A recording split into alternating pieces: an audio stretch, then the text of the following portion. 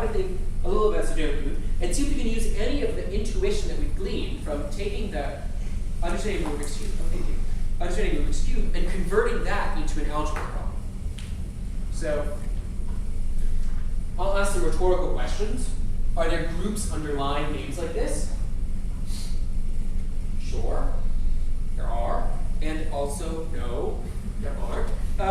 And there's a couple of things that are going to change here. First of all, I need to know, if you gave me a solved Sudoku puzzle, what do I mean by converting it into another solved Sudoku puzzle?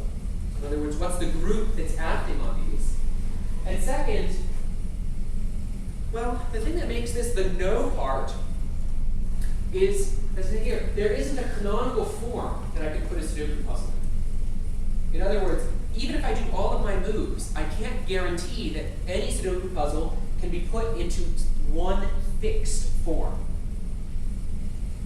So that means there are lots and lots of possible solutions. It's not like the Rubik's Cube. There was one fixed form, and then the group acted on that, and it acted freely on that. In this case, I can have lots of starting forms. The group doesn't necessarily act freely anymore. And, well, it's not just one form. So this comes up a lot in modern math, and it gets a fancy name. We say the action's not transitive. That just means that it's not the case that if you give me two elements, two solutions, then I can find an element of the group that takes one of those solutions to the other. That's all. Transitive just means that I can use the group to march between any two elements in my set. Okay. So I'm just going to assume people see Sudoku, but I want to briefly sketch out what the rules are again. So this would have 81 blocks. We'll arrange them in a 9 by 9 grid, split into 9 3 by 3 subgrids. And each of the rows, columns, and little 3 by 3 subblocks has to contain the numbers 1 to 9. And that's it. That's sort of all the constraints that I have. So what are the legal moves that I can do that will preserve these properties? Well, the first one, I might as well assume that I actually just have the grid fixed, and then I put numbers in somehow that satisfies each row, column, and subblock as the numbers 1 to 9 in it. What rearrangements can I do so that the resulting thing will always still have each row, column, and subblock having the numbers 1 to 9? So what are some things I can do? Switch off the ones to twos, ones to twos to ones. I can just systematically relabel everything. Yeah, no problem. I can switch all the ones to twos, twos to ones, threes to fours, fours to fives, and so on. That doesn't change whether or not each one has each of them represented at least once, as long as I've used a bijection on the set from 1 to 9 to itself. Okay? So that's the one. What else can I do?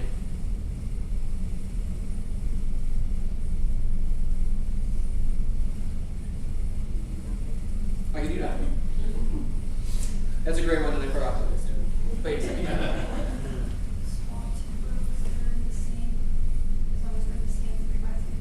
I can swap two rows as long as they're the same 3 by 3 block.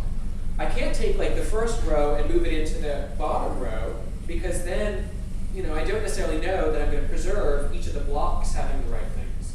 But I can, if I'm in the block, just rearrange the rows in those first 3. And I'm not changing the fact that the rows have the numbers 1 to 9, because I'm just permuting them. I'm not changing the fact that the columns have the numbers 1 to 9, because I'm just rearranging the elements in each column. And I'm not changing the fact that the blocks have the elements 1 to 9, because I'm actually just rearranging the things in each of the blocks. So, and I can do that in the columns as well. Anything else I can do? I can do the transpose. Yeah. I can imagine this is a matrix and just flip it about any. In fact, I can do lots of things. I can flip it about any of the diagonals, or I could rotate it. So those are all fine things. Anything else? Do you shift 3 by 3 rows?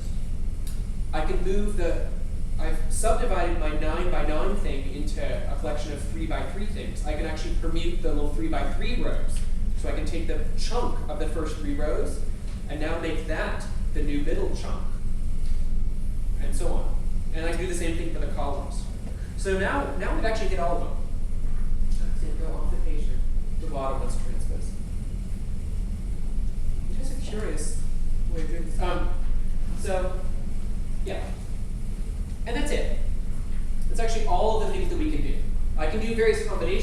And in fact, if you'd seen the one that was cut off, it just says transpose.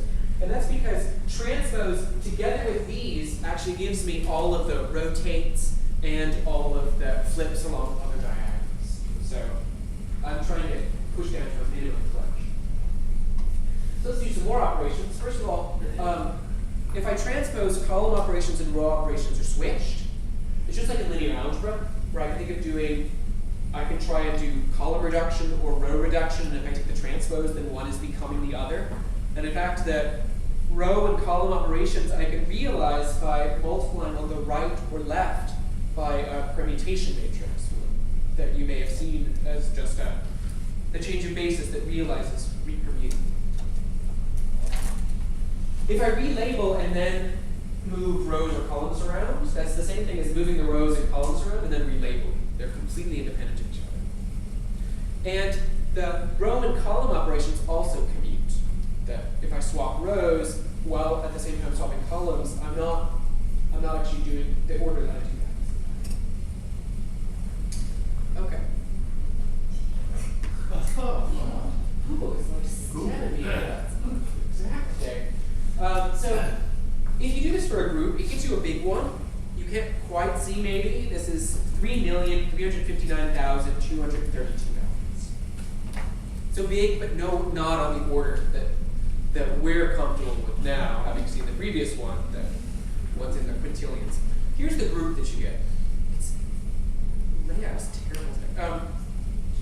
So I want to explain the right-hand side just has prettier notation, but the definition of the right-hand side is the left-hand side. So it's actually going to be, I'll just explain what the left-hand side and how we should do it. So let's ignore the squared for now. This S3, we already talked about. This is the group that permutes three things anywhere. So I have three copies of that. Those correspond to permute the first three rows anywhere you want, permute the second three rows anywhere you want, permute the third three rows anywhere you want. This S3 says take the block of the three rows and the block of the second three rows and the block of the third three rows and permute them any way you want.